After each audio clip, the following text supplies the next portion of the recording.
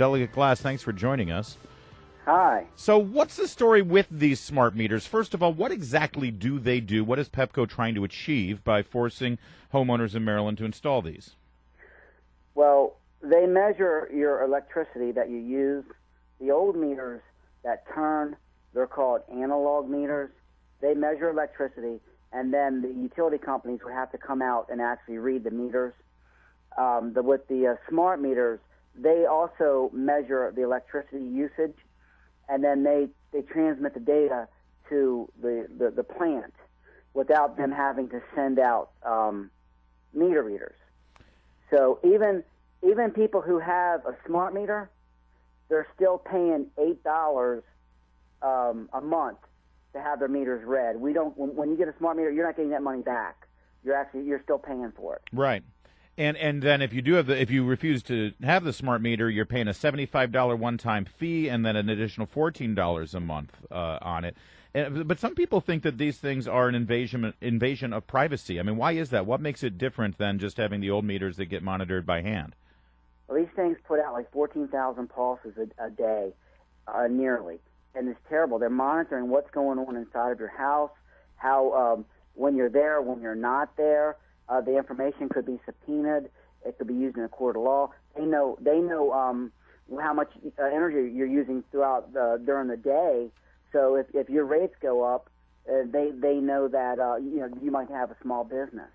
So you don't know who's going to come knocking at your door. Oh. But they definitely monitor what's going on inside of your house 24/7. But when you say monitor, they don't have cameras or anything like that or microphones. They're monitoring based on your electricity usage. So in other words, they know when you're home because suddenly, they're seeing the air conditioning or your TV or all your lights are coming on and off. That's right. They know when you're there, when you're not there, and that information could be hacked. A robber could find out when you're there, when you're not there, and they could rob you. Well, yeah, it's a pretty good way for a burglar to pretty much case your joint by remote. Exactly. These things are not safe. We know there's been nearly 1,000 fires caused by smart meters, and in Saskatchewan, because of all the problems and all the fires, they're actually replacing all the smart meters and they're putting analog meters back on the houses.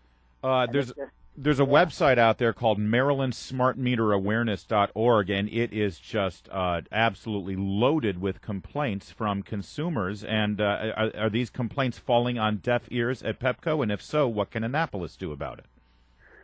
Well, the Public Service Commission is absolutely not doing their job.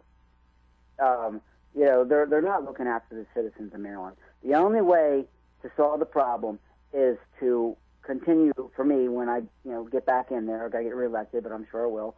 And I will continue to put in a no-cost opt-out, and that allows you to keep your analog meter. And we just have to get that in law.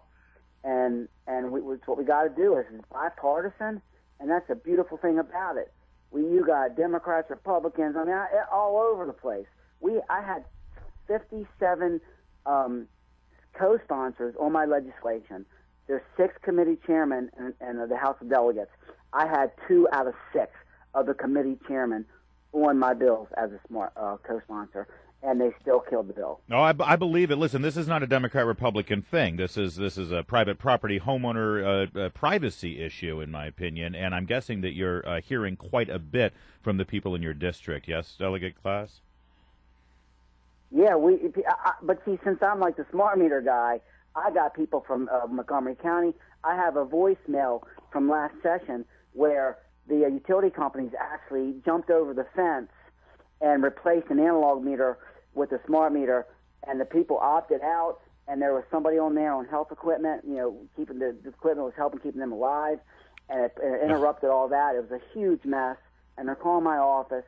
So, of course, we do everything we can to help these problems. So if people do want to opt out, I mean, if they've already got it and now they're hearing all these stories, they're hearing about the fires, they're hearing about the pulses and the intrusions, if they want to get rid of it, can they do that? What can they do? They got to go, you can go to MarylandSmartMeterAwareness.org, and there's information on there that tells you exactly how to opt out. You got to call your utility company, let them know you want to opt out. You can send an email, but the best way to do it is to send them a copy form and mail it to them, certified mail return receipt. Okay. And that way you have a copy of it. And you want to opt out, but the key thing is you want to keep your analog meter. Right. You want your analog meter because my bill, I opted out. They put a smart meter on my house the same day the Senate bill died. And nobody else in my neighborhood got one, but BG&E put a smart meter on my house the same day. 23 days with the smart meter, I was used 176 kilowatt hours. I made them take the smart meter off. 23 days with the analog meter, I used 75. My bill doubled with the smart meter. People's rates are skyrocketing, and appliances are breaking because of these smart meters. They're terrible. Wow. They only benefit utility companies. There ought to be a moratorium on them. All right. I got to take what I can get. Delegate Glen Glass of Maryland, thank you.